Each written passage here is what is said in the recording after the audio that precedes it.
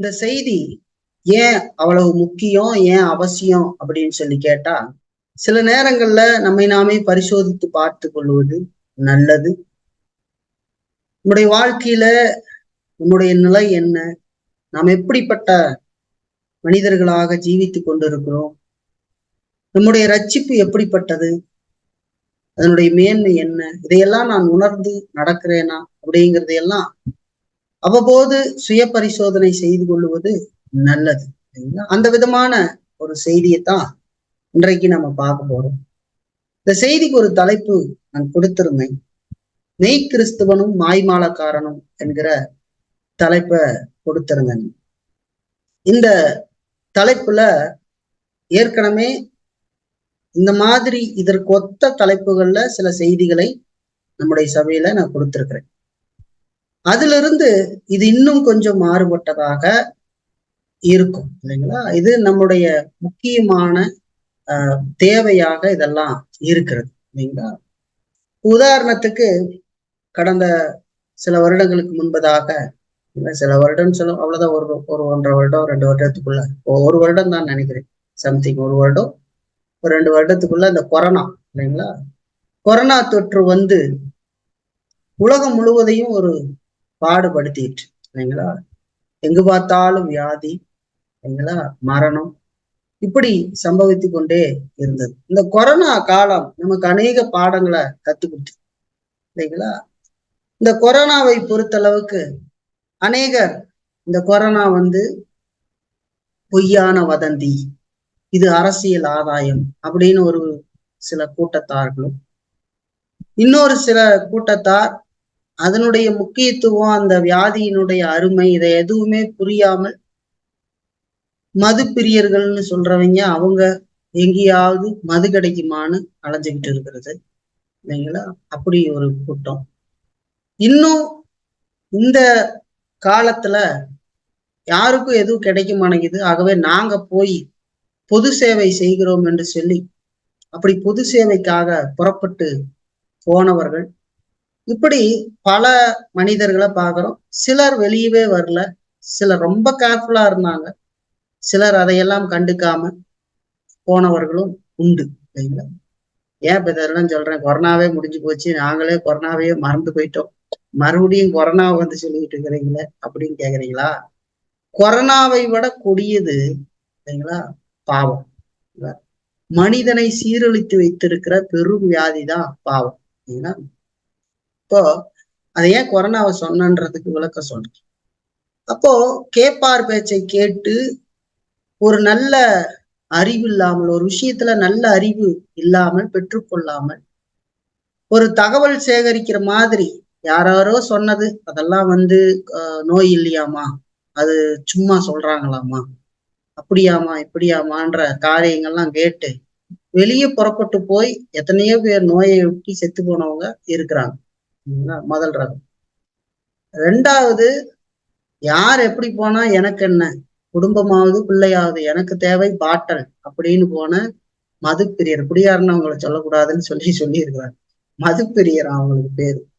அவர்கள் போய் குடித்து அவனும் ஒட்டி கொண்டுட்டு வந்து குடும்பத்து பிள்ளைகள் எல்லாம் ஒட்டி எத்தனை பேரை கொண்டாங்களோ தெரியல இல்லைங்களா? அது ஒரு புறம் நடந்தது. இதுல 3வது ரகத்துல ஒருத்தர் இருக்கிறாங்க. அவங்க நாங்க பொது சேவை செய்ய போகிறோம்னு சொல்லி பொது சேவை செய்ய போறவ தன்னை முதல்ல பாதுகாத்து கொண்டு அங்க போக வேண்டியவனாக இருக்கிறான். இப்ப தன்னே ஒண்ணு முடியாத பொழுது அங்க போய் அப்படி இப்படின்னு போய் ஒரு பாதுகாப்பு இல்லாமல் போய் அப்படி ஒட்டி செத்து போனவர்கள் இருக்கிறார்கள் இல்லைங்களா? இப்ப நீங்க நல்லா பாருங்க, இதுல இப்படி பல ரகத்துல இருக்கிறாங்க. இப்படி அந்த கொரோனா அநேகரை கொண்டு இருக்கிறது என்று சொல்லி பார்க்கணும். இதுல 2 ரகத்தை நம்ம பார்க்கும்போது, ஒரு சிலர் அதுல அறிவில்லாம போய் விழுந்து போனவர்கள், இன்னொருத்த வந்து எப்படி போனா என்ன அப்படின்னு போய் குடிக்கிறதுக்கு போய், இன்னொருத்தன் பாத்தீங்கன்னா நாங்க பொது சேவை செய்ய போகிறோம் அப்படின்னு சொல்லி கூட அதுல நல்ல ஒரு அனுபவமோ முதிர்ச்சியோ எப்படி அணுகணுங்கிறதெல்லாம் தெரியாம போய் நோயை வாங்கி, அல்லது இனி எத்தனை வீட்டுல போய் நோயை ஒட்டி கொடுத்தாங்கன்னு தெரியாது. ஏன்னா கொரோனா வந்து கொஞ்ச நாள் கழிச்சுதான் தெரியும். அப்ப உதவி செய்யும் போது பையெல்லாம் தொட்டு நாங்க உங்களுக்கு கொடுக்குறோம்னு கொடுத்து எத்தனை பேர் கொட்டி விட்டாங்களோ தெரியாது. அப்ப அந்த மாதிரி போய் மரித்து போனவர்களும் இருக்கிறாங்க.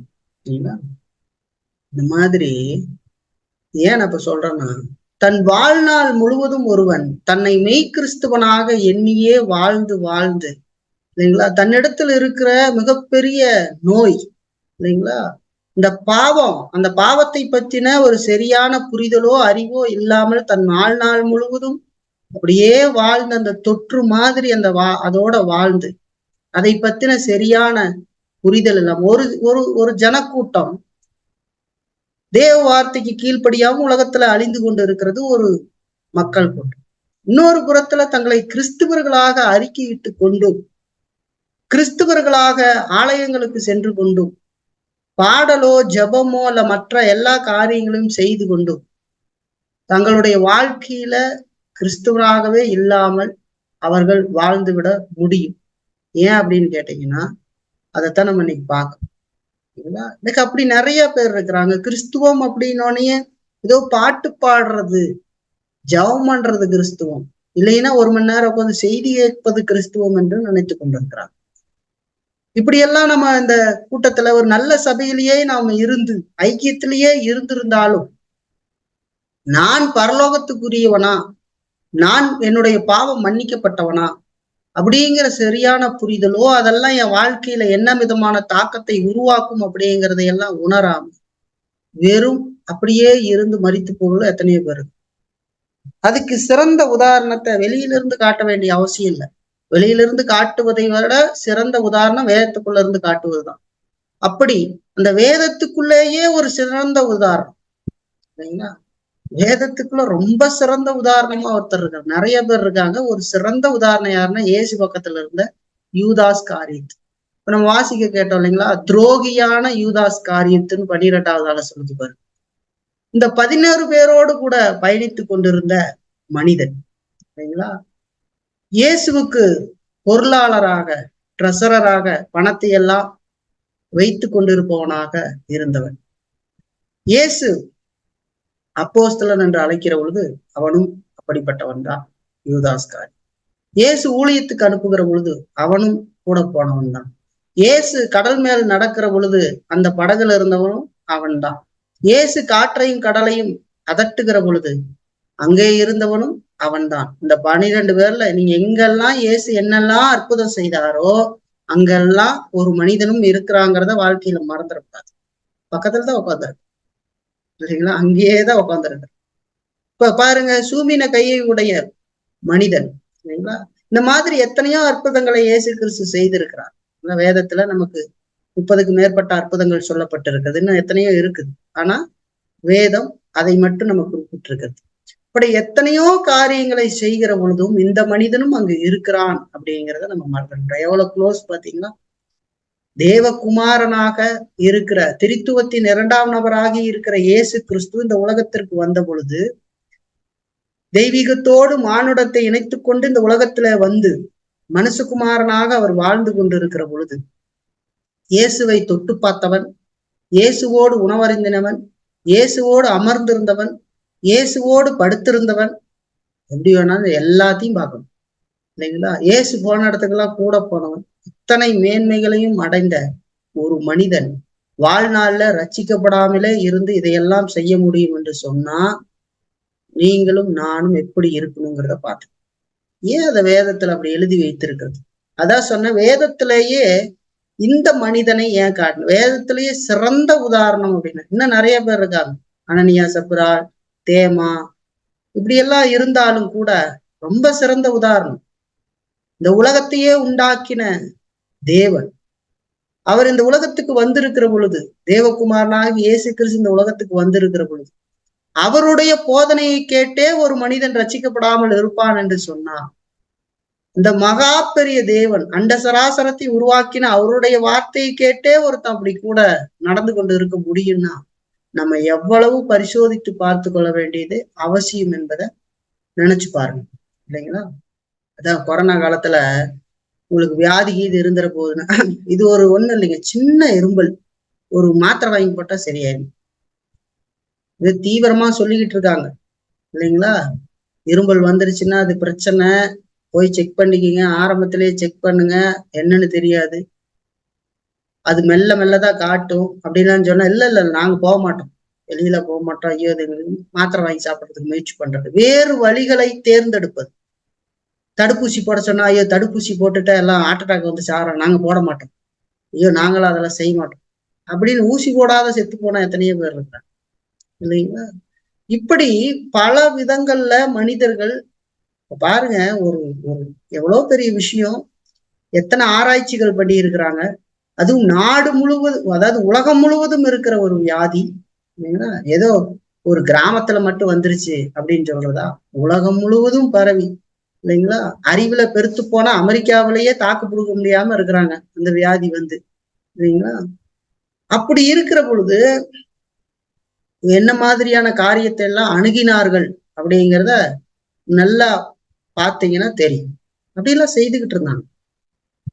பெங்களூர்ல கொரோனா ரொம்ப தூக்கலா இருக்கிற காலத்துல இங்க ஒரு பெரிய மால் மாதிரி ஒரு பெரிய கடை, மதுக்கடை சரிங்களா, ரிச்சான கடை. அந்த கடையில நிக்கிறான், ஒரு 2-3 கிலோமீட்டருக்கு நிக்கிறான் பைய தூக்கிட்டு, என்னமோ பசிக்கு சாப்பாடு வாங்குறதுக்கு வந்த மாதிரி இந்த மதுவை வாங்குவதற்கு நிக்கிறான்.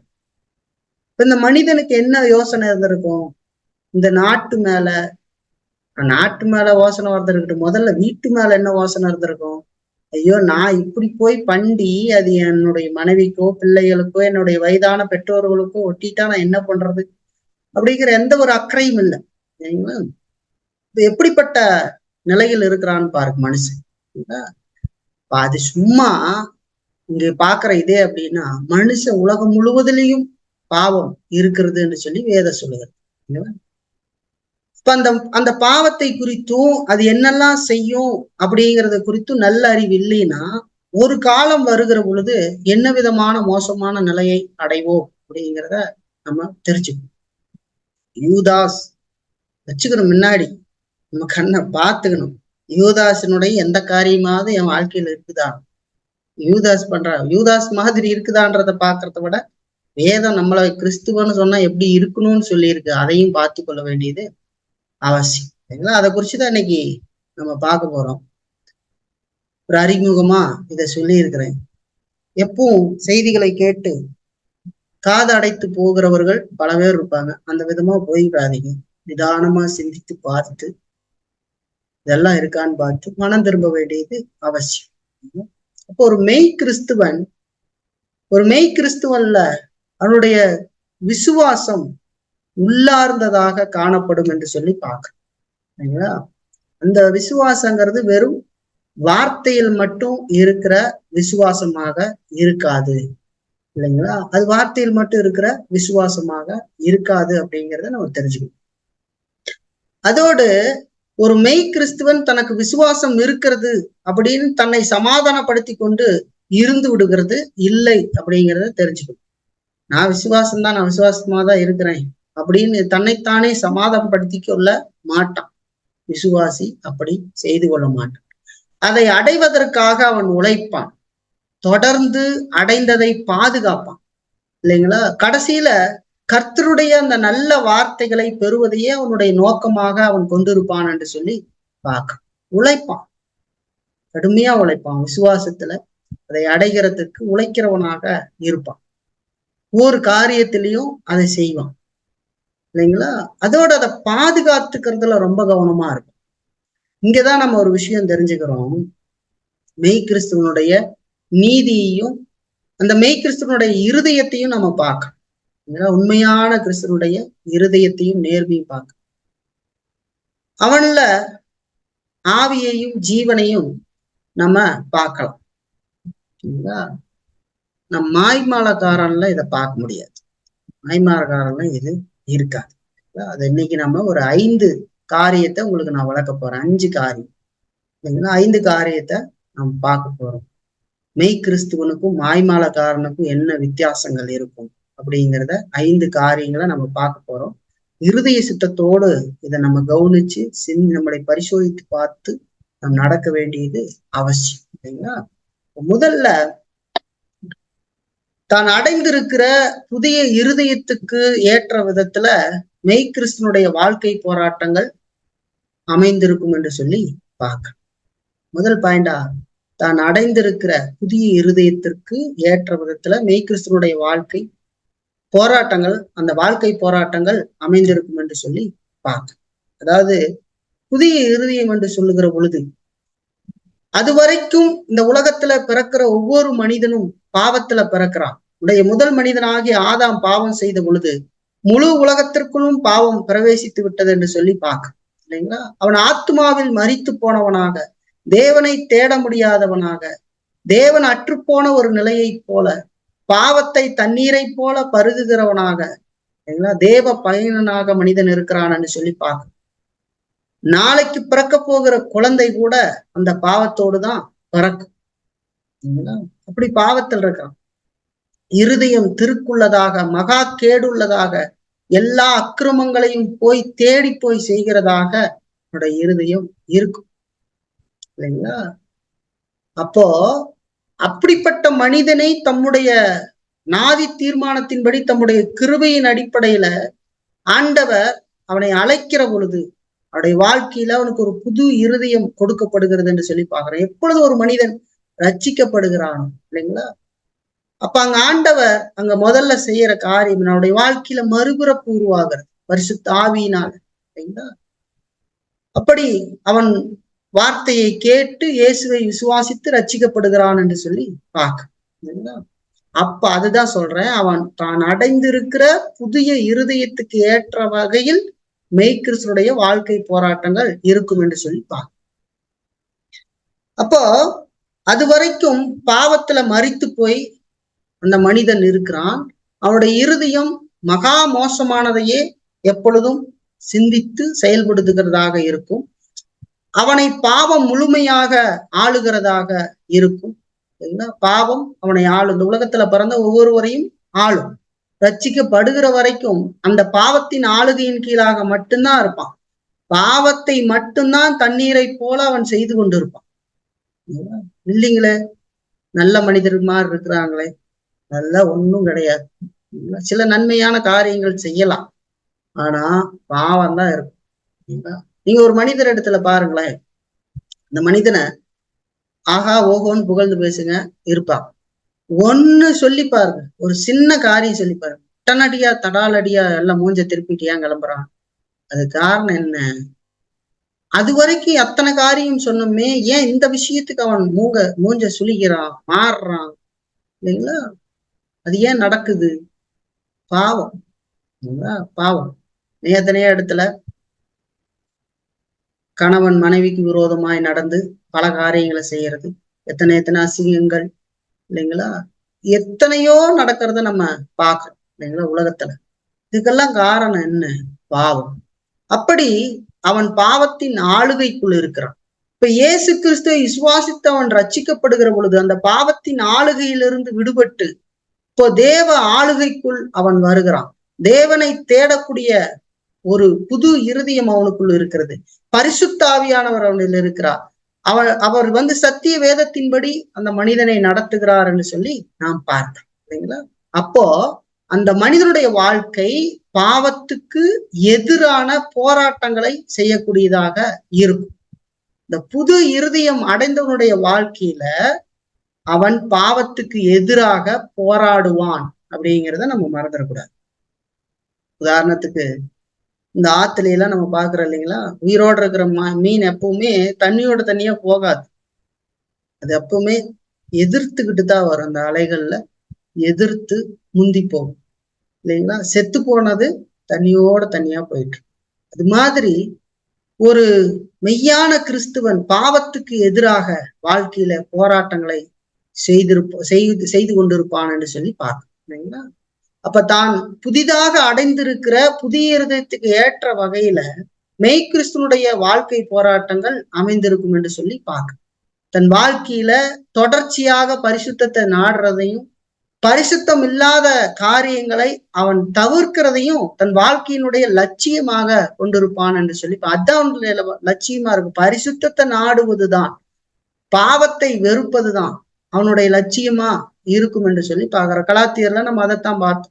மாம்சம் ஆவிக்கு விரோதமாகவும் ஆவி மாமிசத்துக்கு விரோதமாகவும் இருக்கிறது. நீங்கள் செய்ய வேண்டும் என்று இருக்கிறவைகளை செய்யாதபடிக்கு இவை ஒன்றோடு ஒன்று விரோதமாக இருக்கிறது என்று சொல்லி பார்க்க. இது ஏதோ சாதாரண சண்டை இல்ல, இது சாதாரண போர் அல்ல, அந்த மாதிரி போர் அல்ல. இது ரொம்ப கடுமையான போர். ஒரு கடுமையான போர் நடக்கும் இல்லைங்களா? ஏதோ ரெண்டு காரியங்களை இது பண்றது இல்ல, இது கடுமையான போர்.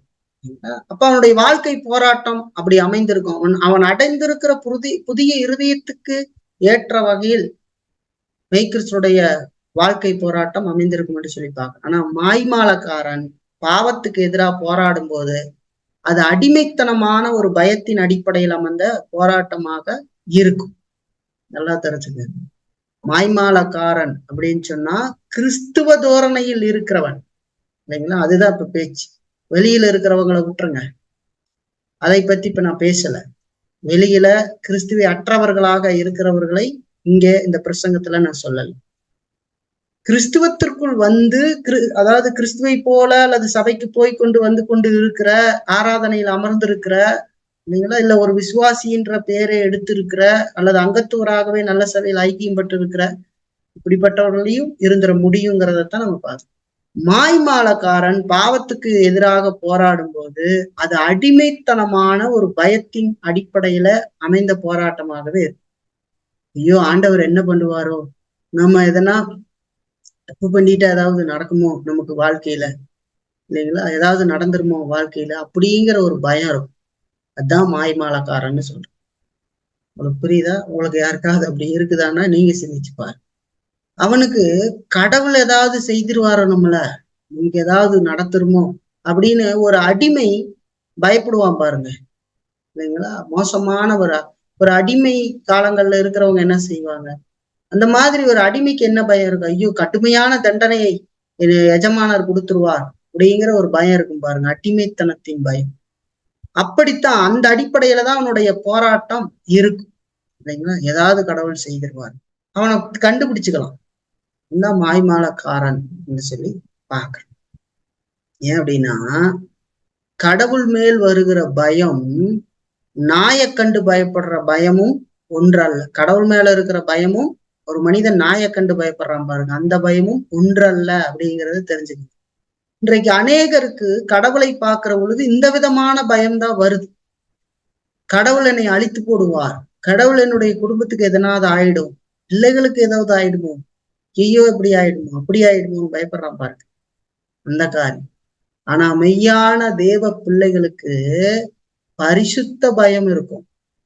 என்னுடைய தேவன், என்னுடைய அப்பா, நான் தவறு செய்கிற பொழுது அவருக்கு இலக்கு உருவாக்கும், அவருக்கு அது கேடை உண்டா, அதாவது அவருடைய பிள்ளை என்று சொல்லி நான் வாழ்ந்து இப்படி ஒரு மோசமான நிலைகள்ல வாழும் போது அது அவரை கெடுக்குமே, ஐயோ ஆண்டவருடைய நாமத்துக்கு அது இழுக்கை உண்டாக்குமே என் மூலமாங்கிற ஒரு வேதனையும் அந்த பயம் இல்லைங்களா?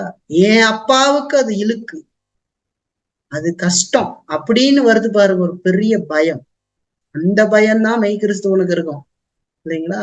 ஐயோ என்ன ஆகுமோ அப்படிங்கிற மாதிரியான பயம் வராது. என்னை அழைத்து என்னை மீட்டு என்னை ரட்சித்த அந்த மகா பெரிய தேவனுக்கு விரோதமா நான் பாவம் செய்யறனே அப்படின்னு இருதயம் கொதித்து போய் துடிதுடித்து போய் அந்த மனிதன் அப்படிப்பட்ட ஒரு பயம் இருக்கும் இல்லைங்களா?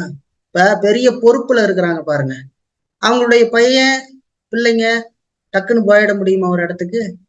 போனா என்ன சொல்லுவாங்க, இவ்வளவு பெரிய உங்களுடைய ஒருத்தருடைய மகன் இங்க நின்றுகிட்டு இருக்கிறாரு அப்படின்னு சொல்லுவாங்க இல்லைங்களா? அசிங்கம் இல்லைங்களா? பாருங்க, சமீபத்துல ஒரு இந்தி ஆக்டருடைய பையன் அந்த மாதிரி ஒரு இடத்துல தப்பான போதைப் பொருளோ ஏதோ சம்திங் அப்படி இருக்கும்போது அந்த பையன் மாட்டிக்கிட்டான். எத்தனையோ பேர் அந்த மாதிரி செய்யறாங்க, ஏன் அந்த பையன் மட்டும் யூனிக்னஸா பிடிபட்டு பேப்பர் இது டிவிகள்ல எல்லாம் வந்தா? ஏன் அப்படின்னா அவர்களுடைய அப்பாவினுடைய புகழ் ஓங்கி இருக்கிறது இல்லைங்களா? இப்போ ஒரு கிறிஸ்துவன் என்று தன்னை அழைத்து கொண்டு அவன் செய்கிற எல்லா காரியத்துக்கும் அங்க யாருடைய நாமம் தூஷிக்கப்படும்னா கடவுளுடைய நாமம் தூஷிக்கப்படும். அவனுக்கு பெரிய பயம் இருக்கும். என்ன பயம்?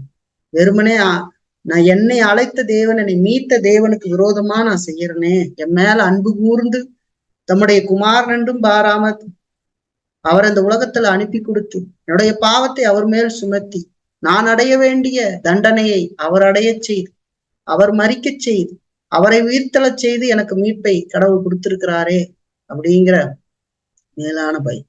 மாய் மேலக்காரனுக்கு அப்படிலாம் இருக்காது.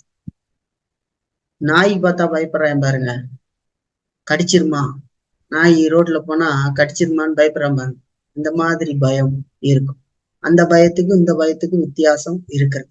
அல்லது இந்த மாய்மாலக்காரனுடைய நடவடிக்கை எப்படி இருக்குன்னா, பொதுவா அவனுடைய நல்ல நடக்கையை நாடுகிறதாக மட்டும்தான் இருக்கு. அவனுடைய அந்த பயங்கிறதெல்லாம், ஐயோ நம்மளுடைய நடக்கை யாராவது பார்த்துருவாங்களோ இல்லைங்களா, நம்ம நடக்கிறது, நம்ம தப்பா நடக்கிறது யாராவது பார்த்துட்டா என்ன பண்றது இல்லைங்களா, ஐயோ நம்ம இப்படி தெரிஞ்சுக்கிட்டு இருக்குமே, அது தெரிஞ்சு போச்சுன்னா என்ன பண்றது, மாட்டிக்குவோமே அப்படிங்கிற ஒரு பயம் இருக்கு. பரிசுத்த பயம் இருக்கு. நான் கடவுளுக்கு எதிராக அதை செஞ்சுக்கிட்டு இருக்கிறேன்னு பயம் இருக்காது மாய்மாலக்காரன். மாட்டிக்கிட்டா என்ன பண்ணுவேன், மாட்டிக்கிட்டா என்ன பண்ணுவேன் அப்படிங்கிற ஒரு பயம் இருக்கு. இது மாய்மாலக்காரனுக்கு இருக்கிற பயம். இந்த எண்ணங்கள் பல இருதயத்தின் ஒரு அங்கமா இருக்கிறதுனால அப்படிப்பட்ட மாய்மாலக்காரனால பாவத்தை வெற்றி கொள்ள முடியாது, அவன் வாழ்க்கையில வெற்றி கொள்ள மாட்டான். இது பல இருதயத்தின் ஒரு அங்கம். மனிதன் பாவம் செய்த பொழுது ஆதாம் போய் ஒளிஞ்சுக்கிட்டா பாருங்க இல்லைங்களா, அதாமே நீ எங்க இருக்கிற, நான் பயந்து ஒளிஞ்சுக்கிட்டேன். ஏன் பயப்படுற, நான் உன்னை அழிச்சிருவேன்னு பயப்படுறான். ஏன்னா அவன் பாவியாக இருக்கிறான், அப்படி பயப்படுறான் இல்லைங்களா. அதே யோசேப்பு கிட்ட வந்து பாருங்க, நான் இப்படி என் தேவனுக்கு விரோதமா எப்படி பொல்லாப்பு செய்வேன்னு அந்த இடத்த விட்டு ஓடுற யோசேப்பு பாருங்க. அதுதான் பரிசுத்த பயம் இல்லைங்களா.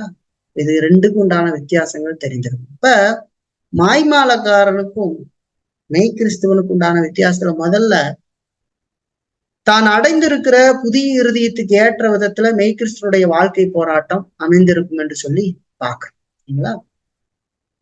பரிசுத்தமான பைத்து. இரண்டாவது, மெய்கிறிஸ்துவன் எல்லா பாவங்களுக்கும் எதிராக போராடுவான். எல்லா பாவம், அதாவது வேத போதனைகளின் அடிப்படையில தான் பாவமாக காண்கிற அனைத்தையும் எதிர்த்து நிற்கிறவனாக மெய்கிறிஸ்துவன் இருப்பான். வேதத்துல வேத போதனை சொல்லுகிற அதன் அடிப்படையில தான் பாவமாக காண்கிற எல்லாவற்றையும் எதிர்த்து நிற்கிறவனாக அவன் இருப்பான். அதாவது அவருடைய ஆத்மாவிலும் சரீரத்திலும் தனக்கு உணர்த்தப்பட்ட பாவங்களையும் அது என்ன நிலையில என்ன விதமான தன்மையுள்ளதாக இருந்த போதும் அது எல்லாவற்றையும் தன்னில் அறவே இல்லாமல் செய்யறதுக்கு அவன் பாடுபடுவத அவனுடைய வாழ்க்கையில பார்க்க முடியும். அந்த போராட்டத்துல அதை பார்க்க முடியும்.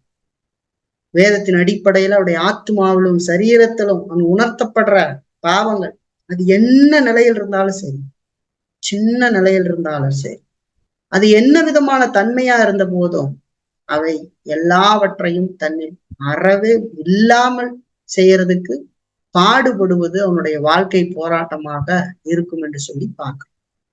அப்படிதான் செய்யும்.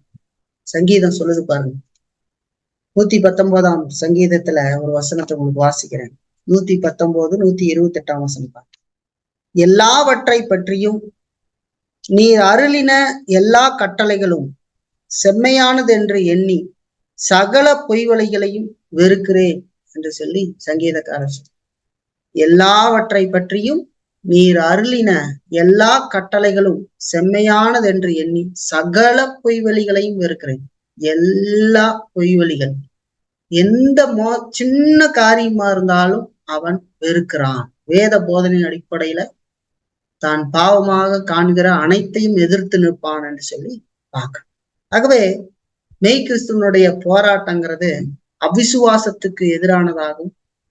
அதோடு பல விதங்கள்ல தன்னில் எழுந்து நிற்க முயலுகிற சுய இச்சைகளை இல்லாமல் ஆக்குவதையும் நோக்கமாக கொண்டிருக்கும் என்று சொல்லி பார்க்க. அந்த போராட்டம் இருந்துகிட்டே இருக்கும். எல்லாத்தையும் இல்லாமல் ஆக்கிறதுக்கு என்ன வேலையோ அதை தொடர்ந்து செஞ்சுக்கிட்டே இருக்கும். நான் மாய்மாலக்காரன் அந்த விதமாய் இருக்க மாட்டான். அவனுக்கு பெருசா ஏதாவது இருந்தா மட்டும்தான் அதை பாவம்னு நினைப்பான். ஏதாவது ஒரு கொலை பண்றாங்க இல்லைங்களா, கொலை பண்றது அது பாவம், ஐயோ பாவம். அதாவது அந்த மாதிரி இருந்தாதான் அவன் பாவமா தெரியும் இல்லைங்களா? அதைத்தான் பாவமா பார்ப்போம். மற்றபடிக்கு அவன் இந்த பாவங்கள்லாம் அவனுடைய வாழ்க்கையில எதிர்க்கிறவனாக இருக்க மாட்டான். அதுதான் மாய்மாலக்காரனுக்கு உண்டான வித்தியாசம். அவனுக்கு சின்னதெல்லாம் தெரியாது, பெருசு.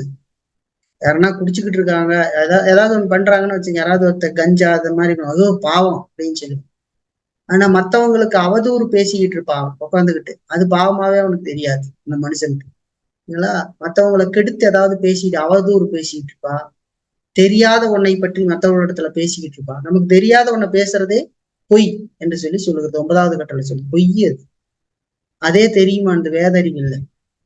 ஒரு புரிதலே இல்லாம எதையோ ஒன்ன பேசுவதே பாவம்னு சொல்லுது. பொய் நம்ம சொல்றோம். நமக்கு ஒரு விஷயம் தெரியல, ஏதாவது ஒரு வாட்ஸ்அப்லயோ பேஸ்புக்லயோ எங்கேயோ கொண்டு போய் அவனா ஒருத்தன் ஒரு அறிவில்லாத ஏதாவது சொன்னா அதை ஒரு கதையின்னு எடுத்து அதை வரவும் போறவன்ட்டு எல்லாம் நம்ம சொல்லிக்கிட்டு இருந்தா, இங்க இப்படி நானும் பண்ணேன் பிடிச்சேன் அப்படின்னு உங்களுக்கு அதுல அறிவில்லை. சோ அதை பத்தி ஒன்றும் தெரியாது. அப்ப நீங்க என்ன சொல்றீங்கன்னா, ஒருவன் சொன்ன பொய்யை நீ இன்னொருத்தருக்கு பரப்பிக்கிட்டு இருக்கிறீங்க. அது 9வது கட்டளைக்கு விரோதமானது. அதை பத்தின தீர்க்கமான ஆய்வோ ஆராய்ச்சியோ எதுவும் கிடையாது. அது உண்மையா பொய்யான்னு தெரியாது. ஆனா பேசிக்கிட்டு இருக்கிறோம். இன்னைக்கு பல பேர் அப்படித்தான் இருக்காங்க. ஒரு வாசிப்பு இல்ல, எதையும் வாசிக்கிறது இல்ல, சோம்பேறித்தனம் எதுவும் இல்ல. அப்ப என்ன நடக்கும் வாழ்க்கையில? பொய் தான் பேச முடியும்.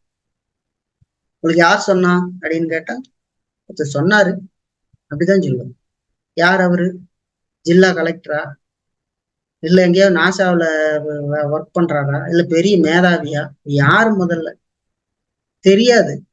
சும்மா யாரோ ஒருத்தர் பனியன் போட்டு வந்து சொன்னாங்க, அப்போ யூடியூப்ல சொன்னாங்க, நான் பார்த்தேன். அப்ப பாருங்க எப்படிப்பட்ட புரிதலா இருக்கும் இல்லைங்களா? அப்ப அது ஒரு பொய். அப்ப அந்த மாதிரியான சின்ன விஷயங்கள்லாம் கூட அவங்க எல்லாம் எதுவும் தெரியாது, பெருசா ஏதாவது இருக்கு. அதுதான் மாய்மாலக்காரனுக்கு அதுதான் பாவமா பார்ப்போம். அதுதான் அவனுக்கு பாவமா தோணும். மற்றபடிக்கு பொய் சொல்றது அதெல்லாம் சாதாரணமா பேசிக்கிட்டு இருக்கோம். பொய் பொய் பொய் பாவமா அப்படிங்கிற ரேஞ்சில் பேசுது. ஊருப்பட்ட பொய் வாயை திறந்தாலே பொய் பொய் பொய் பொய் இல்லைங்களா? 10 கட்டளை அருமையா நம்முடைய பரிசுத்த வாழ்க்கையை சொல்லுது. களவு செய்யாது இருப்பாயாகன்னு சொல்லு, திருடாது இருப்பாயாகன்னு சொல்லு. திருடாதையினோனே என்ன நினைச்சுக்கிறது? யாராவது வீட்டுக்குள்ள எகிரி குதிச்சு அவங்க வீட்டுக்குள்ள பீரோவை உடைச்சு அங்க இருக்கிற தங்கங்களையும் பணங்களையும் திருடிக்கிட்டு போனாதான் திருட்டுன்னு நினைச்சுக்கிட்டு இருக்கீங்களா? வேலைக்கு போகிறவன் சரியான நேரத்துக்கு வேலைக்கு போகலின்னா அதுக்கு பேரு திருட்டு இல்லைங்களா? வாங்குற சம்பளத்துக்கு ஒழுங்கா வேலை செய்யாத திருட்டு. அது கடவுளுக்கு எதிரான பாவம்.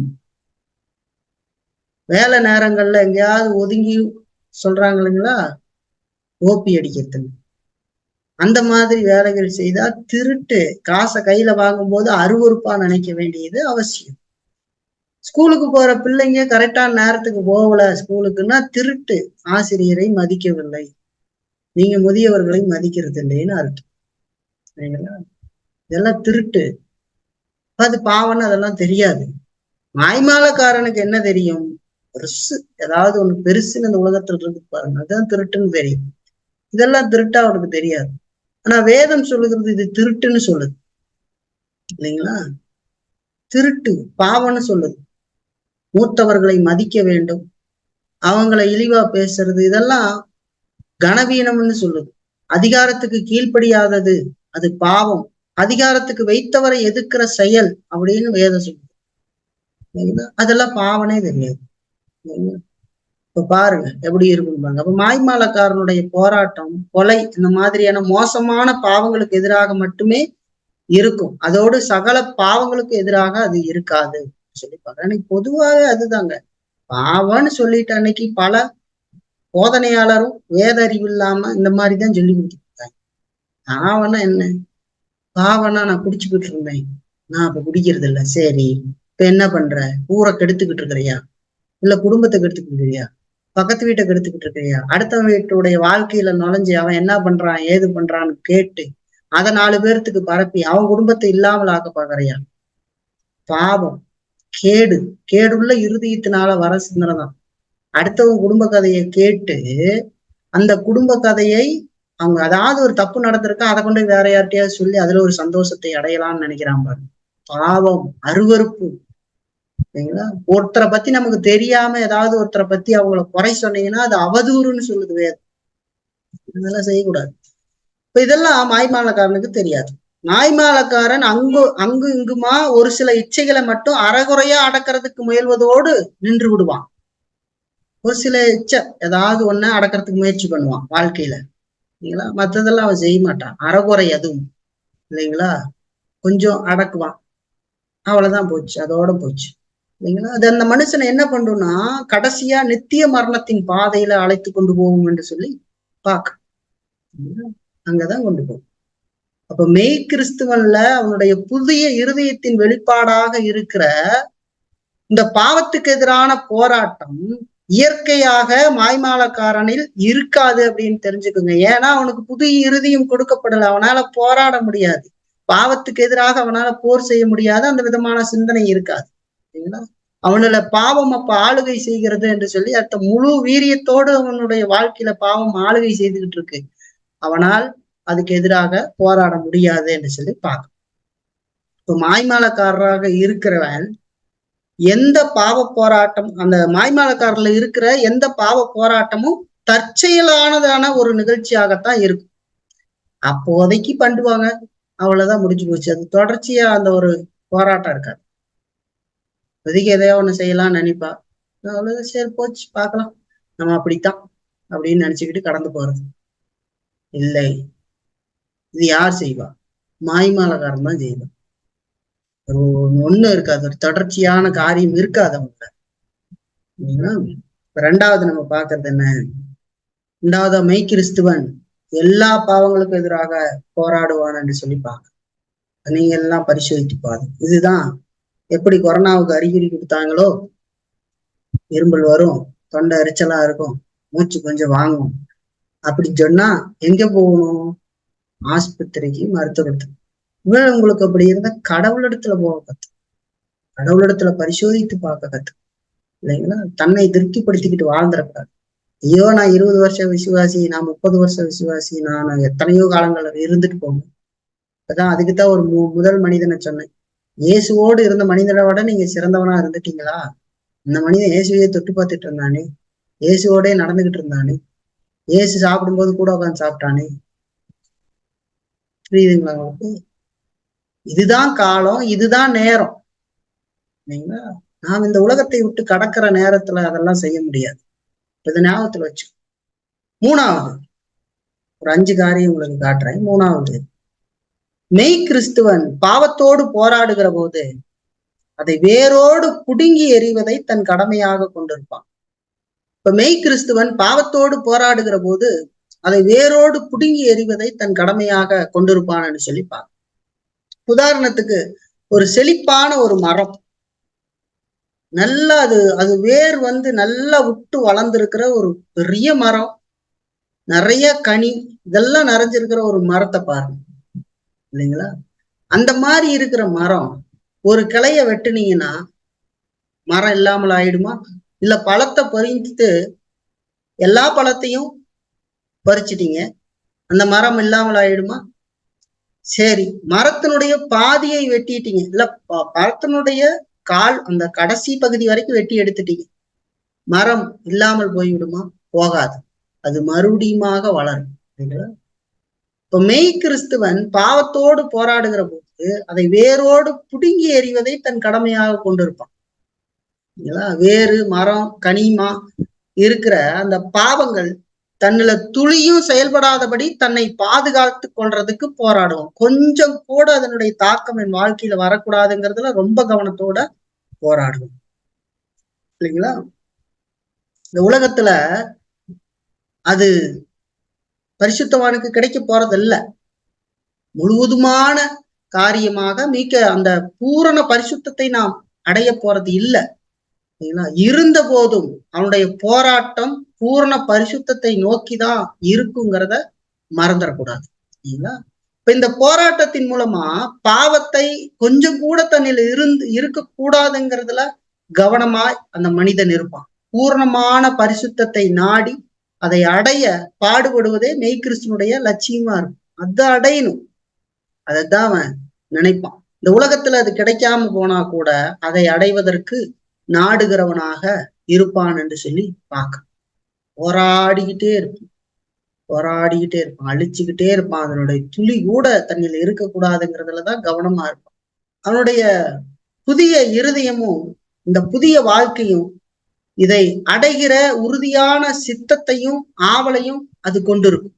அவனுடைய அந்த புது இறுதியும் அவனுக்குள்ள இருக்கிற அந்த புது இறுதியும் வாழ்க்கையும் இதை அடைகிற உறுதியான அந்த சித்தத்தையும் ஆவலையும் கொண்டிருக்கும் என்று சொல்லி பார்க்கும். அதோடு பாவத்தை இல்லாமலாக்குற வரைக்கும் அவன் ஓய மாட்டான் என்று சொல்லி பார்க்கும். இல்லைங்களா? ஓய மாட்டான், தொடர்ந்து போராடிக்கிட்டே இருப்பான். ஒரு யுத்த காலத்துல நின்று போராடுறான், போர் நிக்க வரைக்கும் போராடுவான். ஆனா என்னன்னா, போர் இப்போது நிக்காதுன்னு தெரியும். சரிங்களா? போர் நிக்காது. இயேசுனுடைய வருகை அல்லது நம்முடைய மரணத்தின் போதுதான் போர் நிற்கும். அது வரைக்கும் போர் தொடர்ந்து நடந்து கொண்டேதான் இருக்கும். இந்த உலகத்துல பாவத்தை தன்னில் முற்றாக இல்லாமல் ஆக்கி கொள்ள அவனால் முடியாததால் அவன் என்ன பண்ணுவான், மரண பரியந்தமும் பாவத்துக்கு எதிரான போராட்டத்தை நடத்தி கொண்டே இருப்பான். இறுதியில அதுல வெற்றியும் பெறுவான். இந்த உலகத்தை விட்டு கடந்து போகிற வரைக்கும் அந்த போராட்டம் இருக்கும், கடுமையான போராட்டம். வாழ்க்கையில எனக்கு எதுவுமே இல்லை, நான் பாட்டுக்கு கம்முன்னு இருந்துகிட்டு இருக்கேன் அப்படின்னு சொன்னானா எங்கேயோ பிரச்சனை அப்படின்னு அர்த்தம். இல்லைங்களா? போராட்டம்னா வெளியில இருந்து மட்டும் யாராவது வந்து வம்புழுக்கிறாங்க, சண்டை போடுறாங்க, தனக்குள்ளேயே பெரிய போராட்டம் இருக்கு. இல்லைங்களா? அதுவே பெரிய விஷயமா இருக்கும். அப்ப இந்த மனிதன் அவனுடைய சிந்தனை எப்படி இருக்கும்? வேதம் சொல்லுது பாருங்க, பிலிப்பியர்ல 3ஆம் அதிகாரத்தை பாருங்க. பிலிப்பியர் 3ஆம் அதிகாரம் 13-14 வசனம் வாசிக்கிறேன். சகோதரரே, அதை பிடித்து கொண்டேன் என்று நான் எண்ணுகிறதில்லை, ஒன்று செய்கிறேன், பின்னானவைகளை மறந்து முன்னானவைகளை நாடி கிறிஸ்து இயேசுக்குள் தேவன் அழைத்த பரம அழைப்பின் பந்தய பொருளுக்காக இலக்கை நோக்கி தொடர்கிறேன் என்று சொல்லி சொல்றார். அடைஞ்சிட்டேன்னு இல்லை, ஆனா என்னுடைய காரியம் எது? இலக்கை நோக்கி பயணிப்பதாக இருக்கும். இல்லைங்களா? நான் அடைய போகிற அந்த இலக்கை நோக்கினதாக அது இருக்கும் என்று சொல்லி சொல்றார். இந்த உலகத்துல அது கிடைக்காதே போன, அதாவது முழுவதுமான பூரண பரிசுத்தத்தை இந்த உலகத்தில் நாம் அடையாது போனாலும் அந்த பூரண பரிசுத்தத்தை நோக்கின படியில் நாம் நடக்கிறவர்களாக இருக்க வேண்டும் என்று சொல்லி பார்க்கணும். இப்ப பாருங்க, மாய்மாலக்காரன் மெய்கிறிஸ்தவர்கள் மாதிரி இந்த விதமா ஒரு ஆக்ரோஷமான சண்டை போட மாட்டான். பாவத்துக்கு எதிராக ஒரு ஆக்ரோஷம் மூர்க்கமான சண்டை போடணும். இல்லைங்களா? பரிசுத்தவான் பாவத்துக்கு எதிராக மூர்க்கமான சண்டை போடுவான். மனுஷனுக்கு எதிராக இல்ல, பாவத்துக்கு எதிராக. பாவத்தை செய்யக்கூடாது, கோபம் பாவமா மாறிடக்கூடாது. இல்லைங்களா? கோபம் கொண்டாலும் பாவம் செய்யாத இருங்கள், சூரியன் அஸ்தமிக்கிறதுக்குள்ள உங்களுடைய எரிச்சல் தனிய கிடவுதுன்னு சொல்லியிருக்கு. ஒருவேளை கோபம் வந்துருச்சு, அது சூரியன் மறையறதுக்குள்ள தணிஞ்சிடணும்னு சொல்றேன். பிசாசுக்கு இடம் கூடாது இருங்கள் என்று சொல்லி வேதம் சொல்லுது. கோபமே படமாட்டான்னு இல்லை, கோபம் வந்திருந்தாலும் அது பாவமாக மாறுவதற்கு முன்பாக அது தனியட்டும் என்று சொல்லி சொல்லும். ஒரு நாளை நீ கடத்துறதுக்கு முயற்சி செய்த அந்த கோபத்தோடு அங்க பிசாசுக்கு இடம் கொடுத்து விடுவாய் என்று சொல்லி வேதம் சொல்லுங்க. ஆக்ரோஷத்தோடு பாவத்துக்கு எதிராக மாய்மாலக்காரன் போராட மாட்டான். போராட மாட்டான். செத்து போனவன் எப்படி இருப்பான்? அது மாதிரிதான் இருப்பான். அவங்க அதெல்லாம் இன்னும் ஒண்ணு அப்படி என்ன அப்படின்னு கேட்டுக்கிட்டு இருப்பான். ஒண்ணும் தெரியாது, ஒன்னும் தெரியாது. அதை பத்தி சிந்திக்க மாட்டான், அதை பத்தி தீர்க்கமா ஆராய மாட்டான், வேதம் என்ன சொல்லுதுன்னு பார்க்க மாட்டான். அதுக்கெல்லாம் எனக்கு நேரம் இல்லை, அதெல்லாம் என்னால வாசிக்க முடியாது, அதெல்லாம் பண்ண முடியாது, ஒண்ணு எனக்கெல்லாம் நேரம் இல்லை, அதையே நான் செய்யணும், கடவுளை நீ ஆசீர்வதிப்பா, சாப்பிடுவேன், கார் கிடைக்கும், வண்டி கிடைக்கும், இப்படி சொல்லிக்கிட்டே தெரிஞ்சுக்கிட்டு இருக்கிற எத்தனையோ பேரை மாய்மாலக்காரர்களை நம்ம பார்க்க முடியும். பல பேர் பிரச்சனைக்கான சொல்யூஷனத்தை, பிரச்சனைக்கான அந்த மூலத்தை தெரிந்து கொள்ள வேண்டும். மூலத்தை தெரிந்து வேரோடு புடுங்கி எறுவதற்கு முயற்சி செய்யாம மேல இருக்கிற பழத்தை பொறிச்சு எடுத்துக்கிட்டு இருந்தா மறுபடியும் பழம் வரும். இல்லைங்களா? ஒரு மரத்துல ஏறி பழத்தை பொறிச்சா அடுத்த பழம் முளைச்சு வரும். இல்லைங்களா? ஒரு இளநீ மரம் எடுத்துக்குங்க, ஒரு குலை வெட்டினீங்கன்னா அடுத்தது வரும், அடுத்த குலை வரும். அப்படிதான் வரும். எந்த பழத்தை எடுத்துக்குங்க, மாம்பழத்தை பொறிச்சதுனால ஒரு மரத்துல இனிமே மாம்பழமே அங்க வரமாட்டேன்னு சொல்லிட்டா வரும். இல்ல மேல டிரான்ஸ்பர் அந்த இதுல மின்சார கம்பியில படுதுங்கிறதுக்காக மரத்தை வெட்டுவாங்கல்ல, மறுபடியும் அது வளரவே வளராத, மறுபடியும் வளர்ந்து ஒரு வருஷத்துக்குள்ள வளர்ந்து மறுபடியும் முற்றத்துக்கு போய் நின்றுகிட்டு இருக்கும் இல்லைங்களா? அப்போ அதை இல்லாமல் ஆக்குவதற்கு அடியோடு வேரோடு புடுங்க வேண்டும் என்று சொல்லி பார்க்கிறோம். அந்த விதமான ஆக்ரோஷமான போராட்டம் பாவத்துக்கு எதிராக மாய்மாலக்காரனில் இருக்காது. பிளான் இருக்காது, அதை பத்தின சிந்திப்பு இருக்காது, ஒன்னும் இருக்காது. வேரோட அழிக்கிறதுன்னா என்ன பண்றது? சும்மா போய் ஒரு மண்ணை கத்தி எடுத்துக்கிட்டு போய் ஒரு பெரிய மரத்தை வெட்டிக்கிட்டு இருந்தா அது எப்படி இருக்குன்னு பாருங்க. சிரிப்பா இருக்காதா? பார்த்தா சிரிப்பாங்க. என்ன பண்ற, இது என்னைய கத்தி, இதை வச்சுட்டு எப்படி எத்தாபடி மரத்தை சாய்ப்ப? உன் ஆயுதத்தை பெரிதாக்கு, உன் ஆயுதத்தை தீட்டு, அதை ஆழமாய் ஓங்கி வெட்டு, உன் முழு பலத்தையும் செலுத்தி வெட்டு. இப்படி இப்படி இப்படின்னு பண்ணிக்கிட்டு இருந்தா பிறகு அது ஒரு மண்ணை கத்திட்டு முடியும்னு வச்சுக்கிட்டு பண்ண எப்படி இருக்கும்? அந்த மாதிரிதான் மாய்மலக்காரர் இருப்பான் இல்லைங்களா? ஆனா மெய்யான கிறிஸ்துவன் மிகுந்த முழு பலத்தையும் செலுத்தி இல்லைங்களா, அதை ஒரு நாளும் கத்தி எப்படி பட்டத்திட்டுறோமோ அந்த மாதிரி தீட்டி தீட்டி தீட்டி ஓங்கி ஓங்கி வெட்டுவான் இல்லைங்களா? ஓங்கி ஓங்கி. மரம் பெருசு, ஆனா என்னுடைய வெட்டும் பெருசு அப்படிங்கிற நிலையில தான் அவனுடைய காரியம் இருக்கும். என் வெட்டும் பெருசு, ஆழமான காரியத்தை அது செய்யும், கொஞ்சம் கொஞ்சமா வெட்டுவேன் அப்படிங்கிறது தான் அங்க இருக்கும். வாய்மேலக்காரனுக்கு அதெல்லாம் இருக்காது. அவன் எப்படி வெட்டுற என்ன மாதிரி மனநிலையில இருப்பான் இல்லைங்களா? தங்களுக்கு இடர்லா இருக்கிற அல்லது மரியாதை தராத ஒரு சில இச்சைகளை மட்டுமே அவர்கள் அடக்கி கொள்வார்கள் என்று சொல்லி பார்க்கணும். வாய்மேலக்காரன் தனக்கு ஏதாவது இடையூறா தெரியுது அப்படின்னா அதை மட்டும்தான் அவன் பார்ப்பான் அந்த மனுஷன். அதோடு இதை செஞ்சோம்னா நமக்கு மரியாதையா இருக்காது, இது ஒரு இச்சை அப்படின்னு சொல்லி அதை மட்டும் அடக்கிறதுக்கு போவான். மற்றதெல்லாம் குறிச்சு அவன் ஒன்னும் சிந்திக்க மாட்டான். அதை பத்தின ஒரு சிந்தனையும் அவனுக்கு வராது. இது செஞ்சா அசிங்கம், இது இது பரவாயில்ல, இது பிரச்சனை இல்லை. அடுத்தவனை போய் பேசி கெடுக்கலாம், என்ன வேணாலும் பண்ணலாம், திருட்டுத்தனம் பண்ணலாம், எல்லாம் பண்ணலாம், அது பிரச்சனை இல்லை. ஆனா இது செய்தால் எல்லாருக்கும் தெரிஞ்சு போயிடும், தப்பா போயிடும், அதை மட்டும் நம்ம செய்யக்கூடாது அப்படிங்கிறதுல கவனமா இருப்பான். அதான் மாய்மாலக்காரன் இல்லைங்களா? ஆனா மெய்யான பரிசுத்தவான் வேறு மரம் கனி எதுவுமே கொஞ்சம் கூட இருக்கக்கூடாது அப்படிங்கிறதுல ரொம்ப கவனமாக போராடுவான். நல்லா தெரிஞ்சுக்கணும் வித்தியாசம். 4வது, ஒரு மெய்யான கிறிஸ்துவன் பாவத்தோடு போராடுகிற போது பரிசுத்தமானது ஒரு வாழ்க்கை தன்னில தொடர்ந்து அமைவதை நோக்கமாக கொண்டு உழைப்பான் என்று சொல்லி பார்க்க. மெய்யான கிறிஸ்துவன் பாவத்தோடு போராடுகிற போது பரிசுத்தமானது ஒரு வாழ்க்கை தன்னில தொடர்ந்து அமைவதை நோக்கமாக கொண்டு உழைப்பான் என்று சொல்லி. அதாவது தன்னுடைய வாழ்க்கையில அந்த மனுஷன் பலமுறை தவறின போதும், பூரணமான வாழ்க்கைய வாழ முடியாத போதும், அந்த மெய் கிறிஸ்துவன் பரிசுத்தமாக வாழ்வதையே வாழ்க்கையினுடைய லட்சியமாக கொண்டிருக்கும். தவறுகிறான் இந்த உலகத்துல, பூர்ண வாழ்க்கை இந்த உலகத்துல வாழ முடியாமல் இருக்கலாம், ஆனால் பரிசுத்த வாழ்க்கை வாழ்றதுதான் அவனுடைய லட்சியமாவே இருக்கும். தொடர்ந்து கீழே தள்ளி விடு எழுந்து வருவான். அவனு 8 உதைச்சு கீழே தள்ளான், பிறண்டு போனான், குப்பை அடிச்சிருச்சு, மறுபடியும் தொடச்சுக்கிட்டு எந்திரிச்சு நடந்து தன் பயணத்தை நோக்கி போய்கிட்டே இருக்கும். ஐயோ எனக்கு கால் உடஞ்சு போச்சு, நான் எந்திரிக்க மாட்டேன், நீ போக மாட்டேன், ரிவர்ஸ் அடிக்கலாம் மாட்டேன். எவ்வளவு பெரிய விஷயம் நடந்தாலும் எழுந்து மறுபடியும் ஒரு ஓட்டப்பந்தயத்துல ஓடிக்கொண்டு இருக்கிறவங்க மாதிரிதான். கீழே விழுந்துட்டோமா, விழுந்து யாருன்னா பரிதாபத்துக்கு நம்மளை தூக்கி விடுவாங்களான்ட்டு இல்ல, விழுந்ததும் தெரியாது, எழுந்ததும் தெரியாது. சில நேரத்துல அந்த பைக் ரைடர் எல்லாம் பாருங்க, தெரிஞ்சா ஸ்போர்ட்ஸ்ல பயங்கர ஃபாஸ்ட்ல வரும் பைக். அந்த பைக் கொஞ்சம் ஸ்லிப் ஆச்சுன்னா என்ன ஃபோர்ஸ்ல, பயங்கர ஃபோர்ஸ்ல பல மைல் அப்படி எகிரி போய் கீழே எத்தனையோ பெல்ட்டி அடிச்சு கீழே உளுந்து, சிலர்லாம் பார்க்கும்போது விழுந்த வேகம் தெரியாம எழுந்த அந்த ஓட்ட பைக்கு உடஞ்சு போனதை தள்ளிக்கிட்டு போய் பட்டுன்னு அதை ரெடி பண்ணி அப்படியே படக்குன்னு ஏறிக்கிட்டு போவான்.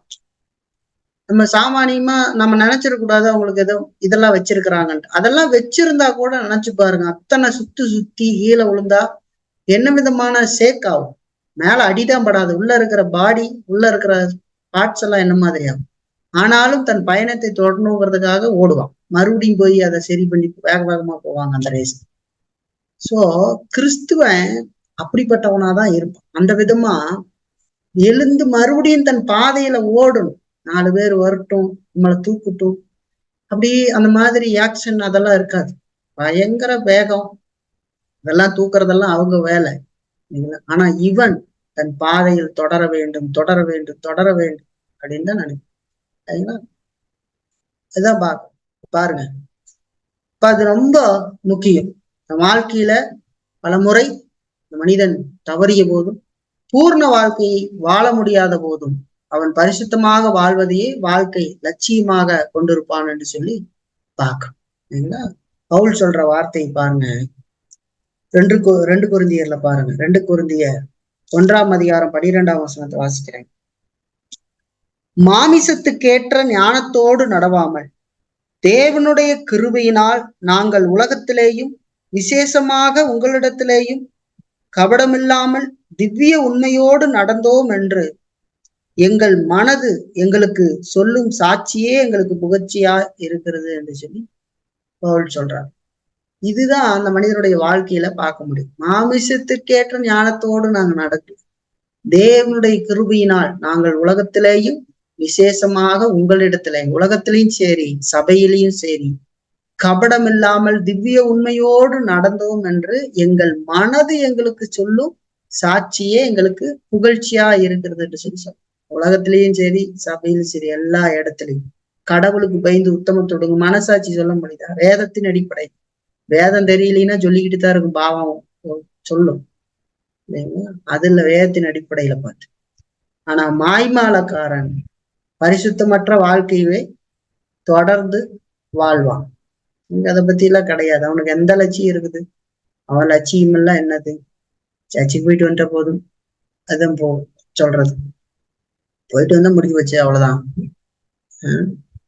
அதோட முடிஞ்சு போச்சு. கடவுள் எல்லாத்தையும் பார்த்துட்டு முடிச்சிருவாரு. ஏன்னா நான் தான் கடவுளுக்கு போயிட்டு வந்துட்டேன் அப்படின்னு நினைக்கிறேன். இல்ல, அது இல்ல. சரி, கடைசி ஒரு பாயிண்ட பார்த்து நம்ம முடிக்கலாம். 5வதா, மெய் கிறிஸ்துவன்ல தொடர்ந்திருக்கும் பாவத்தின் தொல்லைகள். மெய் கிறிஸ்துவனில் தொடர்ந்திருக்கும் பாவத்தின் தொல்லைகள், அதாவது எஞ்சி இருக்கும் பாவம் அப்படின்னு சொல்லுவாங்க. தொடர்ந்து இருக்கும் பாவங்கிறது தான் சரியான வார்த்தை. எஞ்சி இருக்கும்டா அது வேற அர்த்தத்துல கூட போயிடும். மெய் கிறிஸ்துவன்ல தொடர்ந்து இருக்கும் பாவத்தின் தொல்லைகள். பாவத்துல பிறந்திருந்து பாவத்துல ஊறி போய் தேவனுக்கு எதிராக இருந்த ஒரு மனிதனை கடவுள் ரட்சிக்கிற பொழுது அவன் பாவத்தின் ஆளுகையிலிருந்து விடுதலையாக்கப்படுகிறான் என்று சொல்லி பார்க்க. அவன் பாவத்தின் ஆளுகையிலிருந்துதான் விடுதலையாக்கப்பட்டானே தவிர அவனுல பாவம் இல்லாமல் இல்லை என்று சொல்லி தெரிஞ்சுக்கணும். பாவமே இல்லாம சுத்தமா அவன் பரிசுத்தவானா, அந்த பாவம்ன்றதே அந்த வாழ்க்கைக்குள்ளேயே இல்லை அப்படின்னு நினைச்சிருப்பான். அவனில் பாவம் தொடர்ந்து இருக்கிறது என்று சொல்லி பார்க்க. சரிங்களா? முன்பு என்ன இருந்ததோ அந்த பாவம் அவனில தொடர்ந்துதான் இருக்குது. ஆனால் பாவத்தின் ஆளுகையிலிருந்து அவன் விடுதலையாக்கப்பட்டிருக்கிறான். எப்படி ஒரு நாட்டை ஒரு ராஜா ஆளுகிற பொழுது அந்த ஆளுகைக்குள் இருக்கிற பொழுது அந்த ராஜாவுக்கு கீழ்ப்படுத்தி நடப்பானோ, அது மாதிரி பாவத்தின் ஆளுகைக்குள் இருக்கிற பொழுது அவன் பாவத்துக்கு மட்டுமே அடிமைப்பட்டு நடக்கிறவனாக இருந்தான். இப்ப ரட்சிக்கப்படுகிற பொழுது அந்த பாவத்தின் ஆளுகையிலிருந்து அந்த மனிதனை கடவுள் விடுதலையாக்கி அவன் தேவராஜ்யத்திற்குள் வரப்படுகிறான். ஆனால் பாவம் அவனிலே தொடர்ந்து இருக்கிறது. அந்த பாவம் முழுவதும் இல்லாமல் போகிற நேரம் இயேசு கிறிஸ்துவனுடைய வருகை அல்லது அவனுடைய மரணம். அப்போதுதான் அவன் பூரணத்தை அடைந்து கடவுளிடத்துல போறான். அது வரைக்கும் அவன்ல பாவம் தொடர்ந்து இருக்கிறது. இப்ப இந்த பாவம் அவனுக்கு தொடர்ந்து தொல்லைகளை கொடுத்து கொண்டுதான் இருக்கும் இல்லைங்களா? ஆனா பாவம் அவனை ஆளாது என்று சொல்லி பார்க்க. பாவம் எப்ப அவன் ஆளும்? அவன் இடம் கொடுக்கும் போது ஆளும். முதல்ல இடமெல்லாம் கொடுக்க வேண்டாம். ரட்சிக்கப்படாத மனிதனுடைய வாழ்க்கையில அவனை தொடர்ந்து ஆண்டுகிட்டு தான் இருக்கும். ரட்சிக்கப்பட்ட மனிதன்ல அந்த பாவத்துக்கு அவன் இடம் கொடுக்கிற பொழுது பாவம் அவனை ஆளும் இல்லைங்களா? பாவத்துக்கு இடம் கொடுக்கறதுன்னா என்னது? வேத அறிவும் இல்லாம, பிரசங்கத்தையும் சரியா கேட்காம, செவடங்காதுல சங்கூதன மாதிரி வாழ்ந்துகிட்டு எங்கேயோ போய்கிட்டு வந்துகிட்டு தூங்கிக்கிட்டு இதெல்லாம் இருக்கிறாங்க இல்லையா? அப்ப அவன் வாழ்க்கையில என்ன இருக்கும்? அவன் தாராளமா பாவம் செய்வான். பாவத்துக்கு இடம் கொடுத்து, ஒருவேளை அவர் ரட்சிக்கப்பட்டவனா இருந்தா பாவத்துக்கு இடம் கொடுத்து அப்படிப்பட்ட ஒரு வாழ்க்கை தான் வாழ்வான். ஏன்னா அவன் வேதத்தை சிந்தித்து பார்க்கல. வேதம் என்ன சொல்லுதுங்கிறத அவன் மனதை பயன்படுத்தி அவன் சிந்திக்கல. அப்ப அவன் பாவத்துக்கு இடம் கொடுக்குறான்.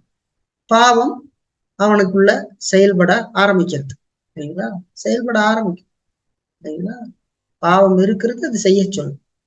நான் கிறிஸ்துவன் ஆகிவிட்டேன், எனக்கு கோபமே இல்லை, எனக்கு கோபமே வராது, நான் பொய்யே சொல்ல மாட்டேன், நான் பொய் சொல்லிவிடுவேன், ஆனால் சொல்லிவிடாத இருக்க வேண்டியது அவசியம். இல்லைங்களா?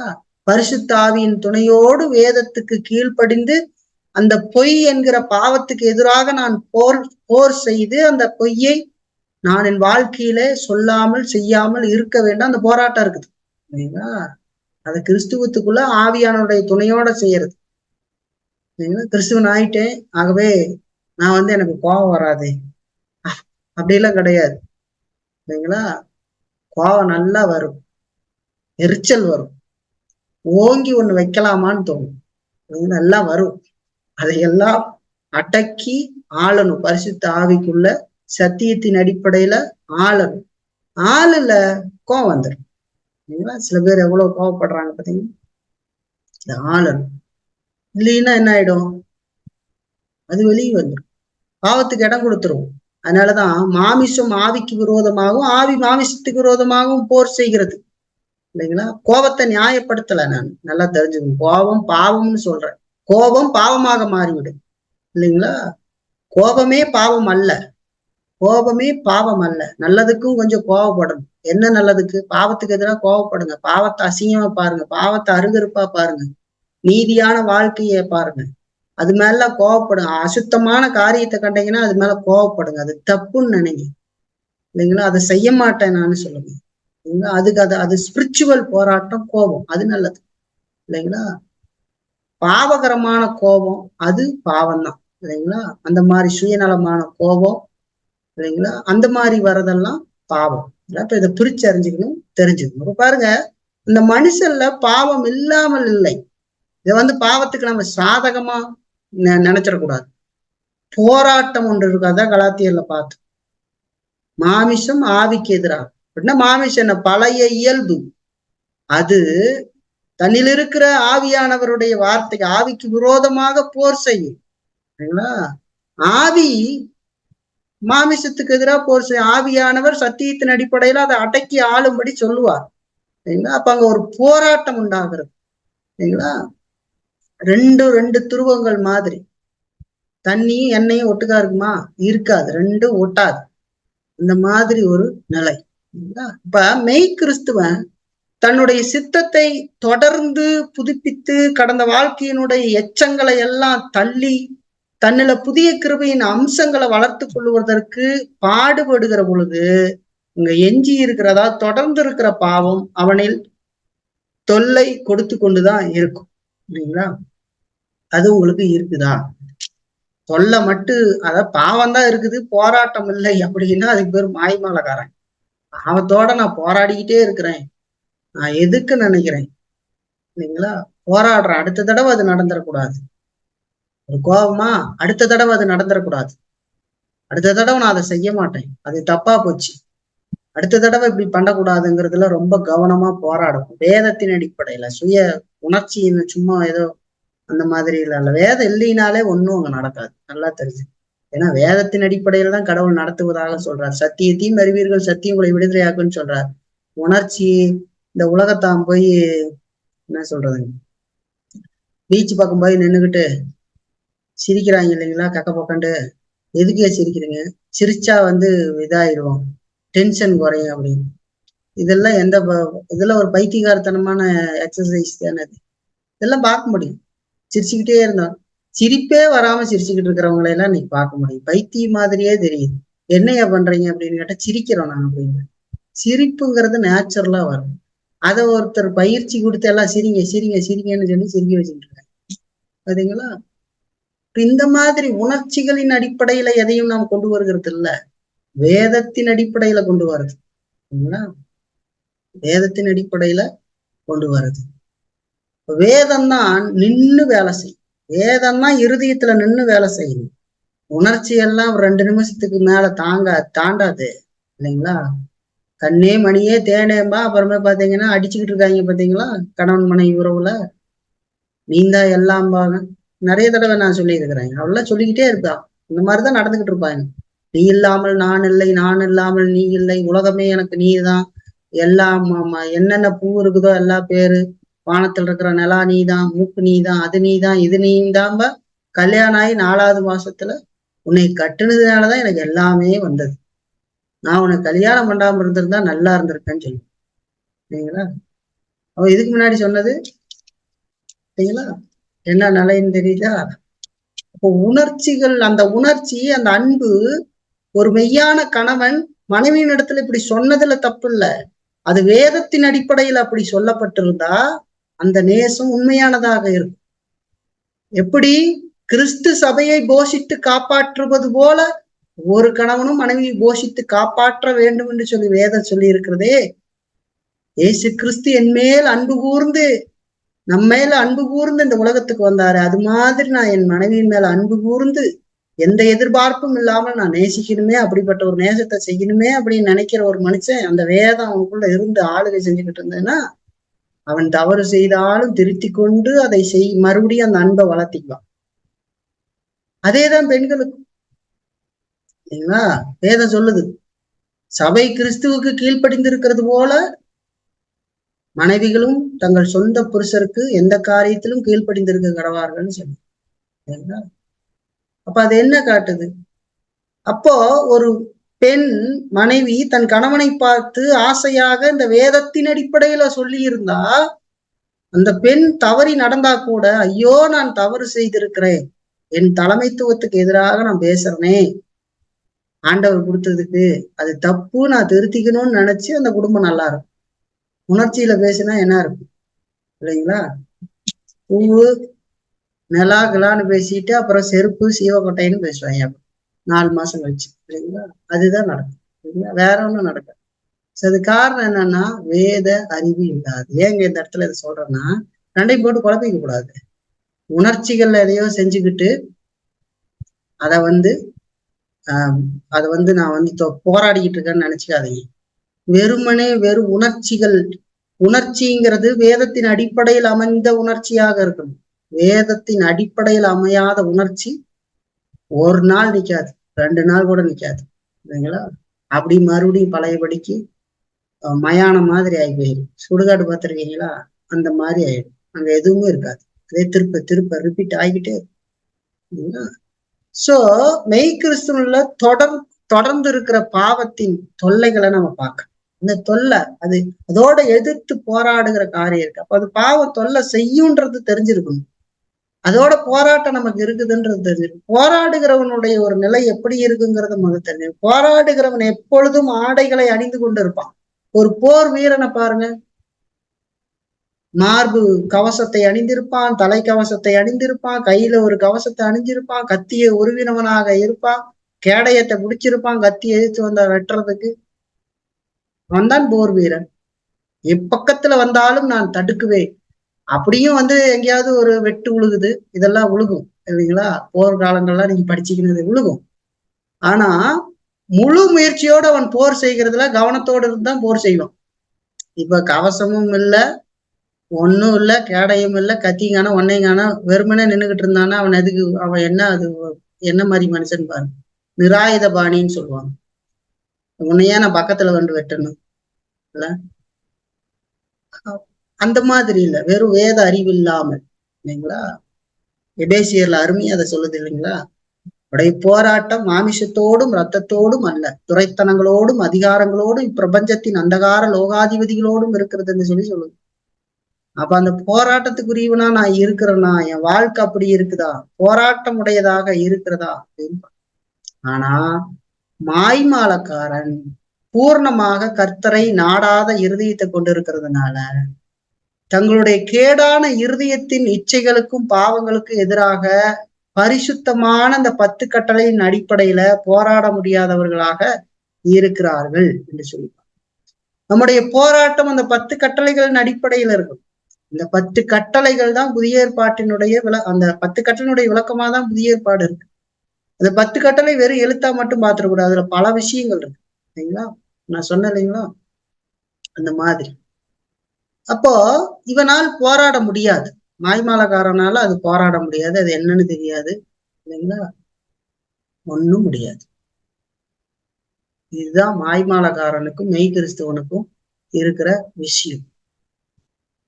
ஒண்ணுமே இல்லையே, நான் இப்படியே இருக்கிறேனே.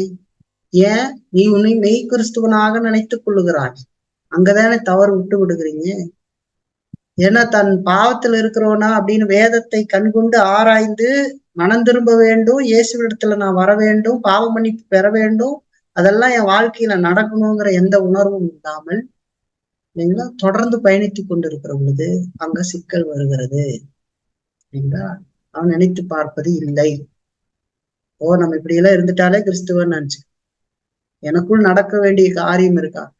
கிறிஸ்துவன் நீ பரலோகத்துக்கு போவதற்கு பாட்டு பாடு, பரலோகத்துக்கு போவதற்கு காணிக்கை செலுத்தினால் போதும், பரலோகத்துக்கு போவதற்கு செய்தி மட்டும் கேட்டுக்கிட்டு இருந்தா போதும்னு வேதத்துல சொல்ல. அதெல்லாம் செய்ய வேண்டியதுதான், செய்யணும் தான். ஆனாலும் அவனுடைய வாழ்க்கை அது எப்படி இருக்கு, அவனுடைய விசுவாசம், மனம் திரும்புதல் இல்லைங்களா? அப்படி ஒவ்வொரு காரியத்தை எடுத்து பார்க்கணும் இல்லைங்களா? தனிப்பட்ட வாழ்க்கையில ரட்சிப்பினுடைய அனுபவங்கள் இருக்குதா, குடும்ப வாழ்க்கையில இருக்குதா, சமுதாய வாழ்க்கையில இருக்குதா, சபை வாழ்க்கையில இருக்குதா, இல்ல யாரும் பார்க்காத ஒரு நேரம் இருக்குது அங்க இருக்குதா, இதெல்லாம் இருக்குதா அப்படின்னு கேட்டு.